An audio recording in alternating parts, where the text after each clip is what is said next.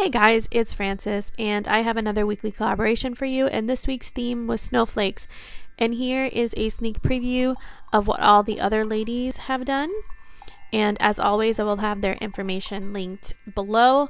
Make sure that you go check them out, give them some love, subscribe if you're not subscribed, give them a thumbs up. If you're coming to me from one of their channels, welcome. I hope you stick around a little bit. I hope you like what you see.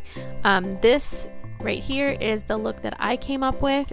It kind of gave me a little bit of a Frozen feel. I'm feeling a little Elsa with these nails. Anyway, if you wanted to see how I did it, just keep watching.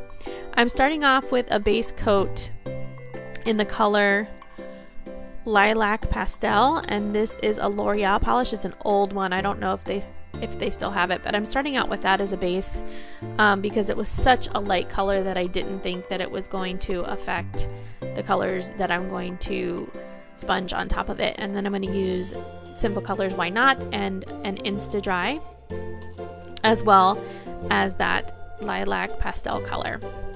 And then I'm going to go ahead and take a pre-dampened cosmetic sponge, and I've actually cut the top off of this. I've used it for something else before, so you can use a cosmetic sponge more than once. You just have to cut off the dried paint from before. And I'm just going to go ahead and brush these on. Now, the reason that I used the Lilac Pastel on the bottom was not only because I thought that it was so light it wasn't going to affect the rest of the colors, but it's also pretty sheer. So I thought having that as a two-coat base before I put the sponging on would help me out, and I was right. So what I'm going to do is just roll at first, and then I'm going to stamp on those colors from the sponge. And you can do this 2, 3, 4 times depending on the opacity of the polishes that you're using. These, with the exception of the bottom one, was fairly opaque, so I really was able to get away with, I think, 2 passes with the sponge. And then I went ahead and just peeled off that liquid latex. I didn't mention I had liquid latex around before, and I put this on so that it makes cleanup a little bit easier. I still will have some left to do. I know there are some of you ladies that are able to get away with not doing any cleanup after liquid latex. I'm not one of them. Maybe it's something about my nail beds, but I just can't do it. And then I'm going to come in with a fast dry top coat, and this will help smooth out the top as well as further blend that gradient a little bit better. And this is the gradient before the cleanup. As you see, there's not a ton of cleanup left, and I put in a little cleanup for you guys. So this is pure acetone that I'm using with a makeup brush, like a $1 one that I got at the Dollar Tree. I think it's a Wet n Wild smudger brush.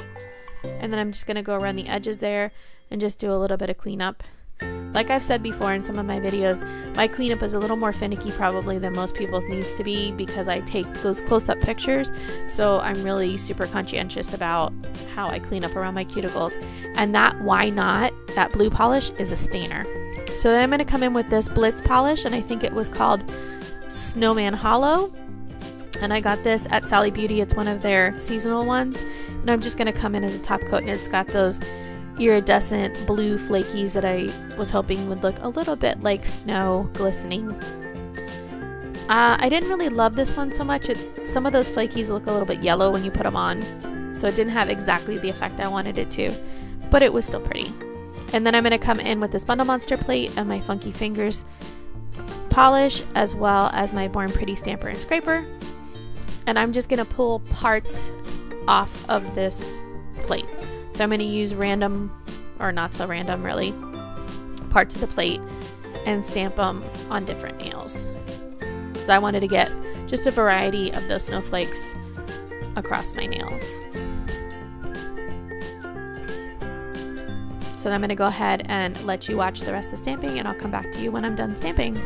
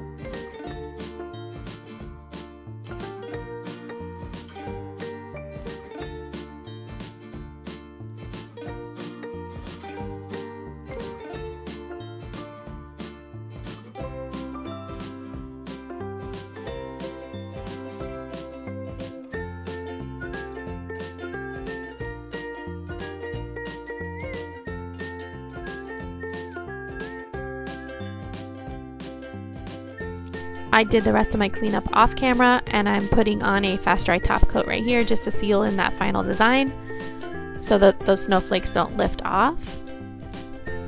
And this will be my final look. Let me know what you guys think in the comments below. This one was just okay for me. It wasn't my favorite, it also wasn't my least favorite. I wanted you guys to get a little view of what it looked like in the sun, those flakies kind of glistening, because I didn't like how they came out in the photo. But thank you guys for watching. Thank you for spending your time with me, and I will see you again next time. Bye.